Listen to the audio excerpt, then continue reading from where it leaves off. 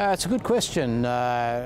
Just today when we launched our new 508, we talked a lot about how we're reducing our CO2 emissions. A good example of that is in the advance of Euro 5 engines.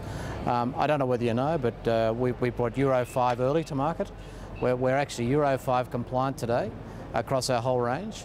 And what surprises me about Euro 5 is it not only reduces carbon output, but actually the performance of the car went up. So for the customer, they're actually getting better driving performance, but at the same time they're reducing the CO2 output.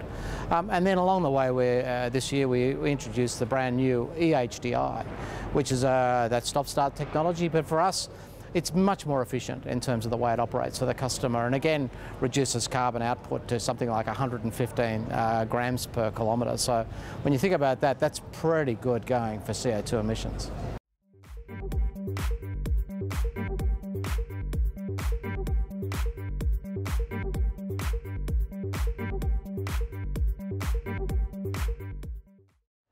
It was a shame about this year. We were really in there with a good chance. As everybody knows, we pulled up a good second, third and fourth. For me, it was a good lesson of learning of how endurance races really pan out, and it's how you finish.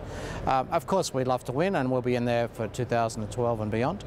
For me, for the 908, it is a good statement about what we are as a brand.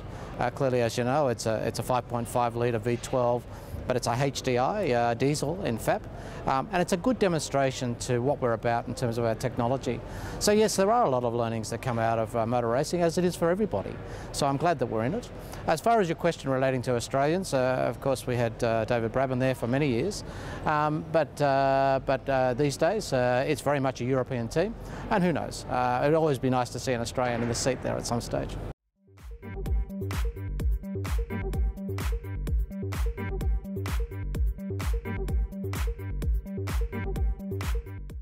They do. I guess I would say that mostly to do with our diesel technology, but you'd have to say whether you're talking about brakes, whether you're talking about overall performance, motor racing does play a big part in our R&D. I know that a lot of our patents that are applied to over the years stem from our research into motorsport.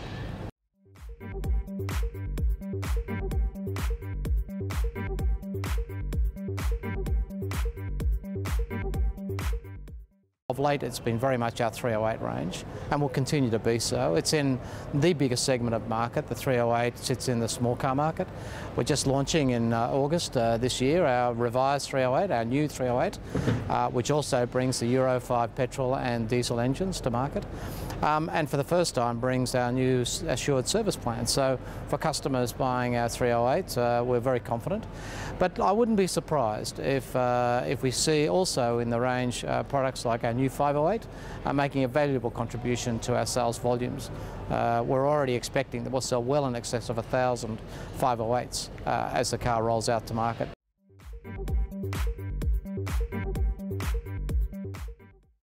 The new 508 is a brand new car, so we're very excited to have 508 here.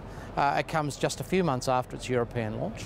508 comes in a number of variants. You've got both traditional sedan and touring wagon, and as you can see, we've also got our GT here.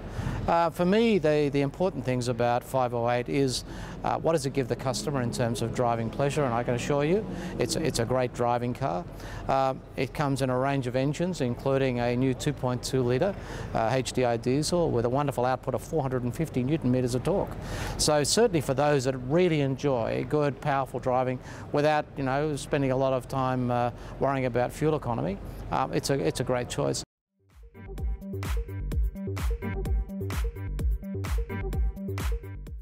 My first car actually was a Mini Cooper.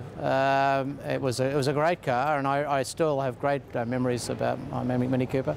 It wasn't the most reliable car. I spent a lot of time working on it in my father's garage.